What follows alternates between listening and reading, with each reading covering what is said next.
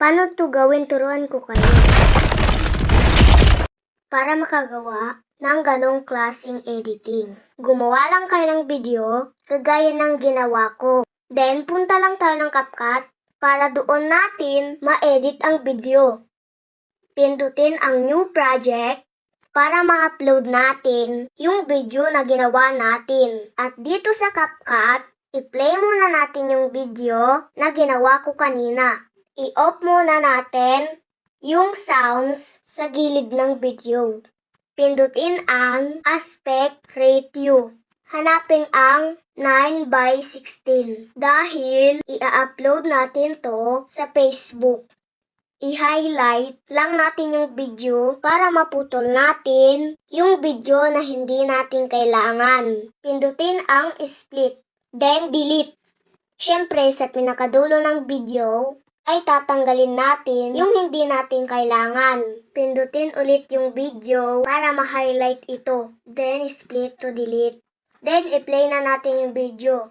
At ang kasunod nito, pindutin ang plus sign para ma-add natin yung ground crack na galing sa YouTube. Recording lang ang ginawa namin dito. Pindutin ang recording para ma-highlight ito. I-delete ang video na hindi kailangan. Pindutin ang split, then delete. Ayan, i-delete nyo yung nasa unahan. I-highlight ulit yung recording at sa baba nito at hanapin ang overlay. Pindutin ang overlay. Kung mapapansin nyo, ay nakababa yung video recording. Then, i-drag lang natin ito para magpantay sa unang video. I-highlight yung nasa baba, hanapin ang transform, pindutin ang resize para bakat natin yung video na kailangan natin. Ayan, i-fix nyo lang. Then, pag okay na, pindutin ang check. Ayan, nakalagay na. Yung ground crack, pindutin ang arrow sa gilid, hanapin ang remove BG. Then, chroma key. Galawin ang bilog sa taas, pindutin ang check sa gilid, i-play ang video, then i-touch natin yung ground crack. Eksakto lang natin sa pagtalon ko. Ayan guys, gigil yung ako.